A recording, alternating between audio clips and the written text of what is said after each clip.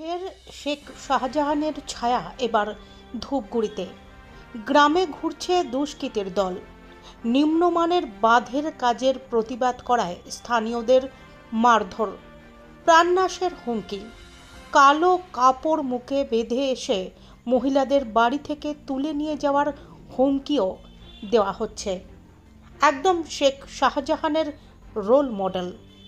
সন্দেশখালির ছায়া দেখতে পাচ্ছেন জলপাইগুড়ি জেলার ধূপগুড়ির দক্ষিণ ঝাড় আলতা গ্রামের স্থানীয় বাসিন্দারা।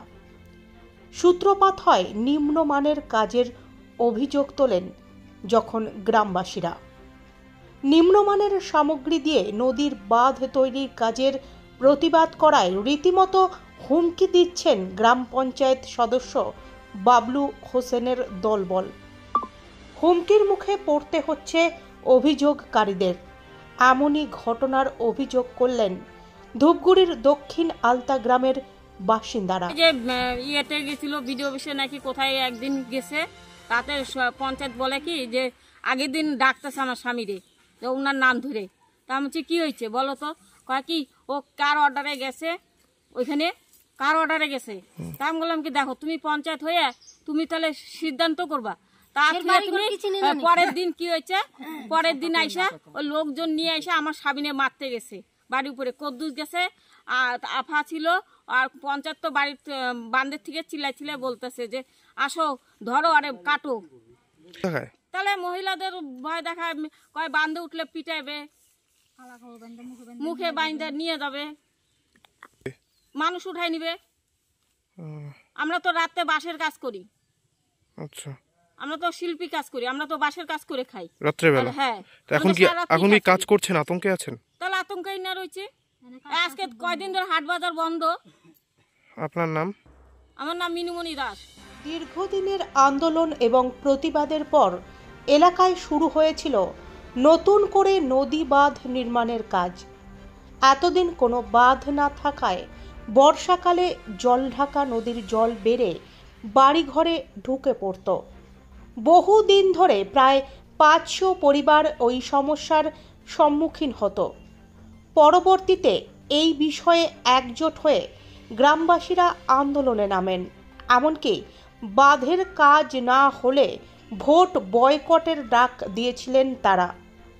সেই সময় খবর পেয়ে এসেছিলেন রাজ্যের তৎকালীন সেচমন্ত্রী পার্থ ভৌমিক, উত্তরবঙ্গ উন্নয়ন দফতরের প্রতিমন্ত্রী সাবিনা ইয়াসমিন, মন্ত্রী বুলু চিকবড়াইক সহ জেলা প্রশাসনের কর্তারা। তারপর ধাপে ধাপে অবশেষে নির্মাণ কাজ শুরু হয়।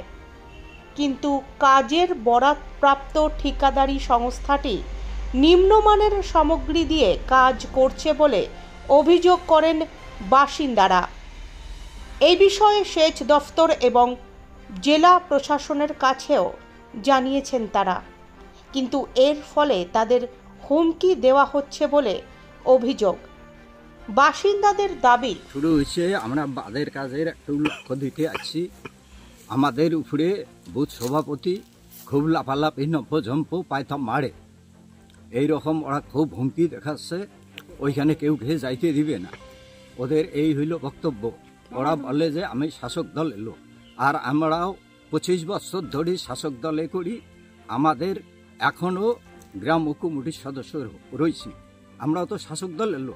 কিন্তু পঞ্চায়েত সভাপতি আর আফাজউদ্দিন কেন ওরা আপনাদের সঙ্গে এরকম কেন করছে, কেন ভয় দেখাচ্ছে? ওরা ভয় দেখাচ্ছে এখন হইলেও কাজটা সেকশন হয়ে আসছে।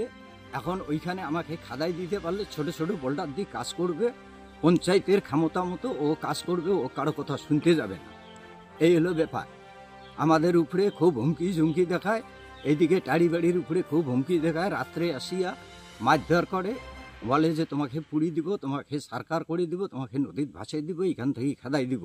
এই জন্যে এখানকার লোক খুব ভয়ের কারণে আসে। আপনার নাম? আমার নাম হইল আইনউদ্দিন। আমরা 25 বছর ধরে বুথ কমিটির বুথ কমিটির সদস্য।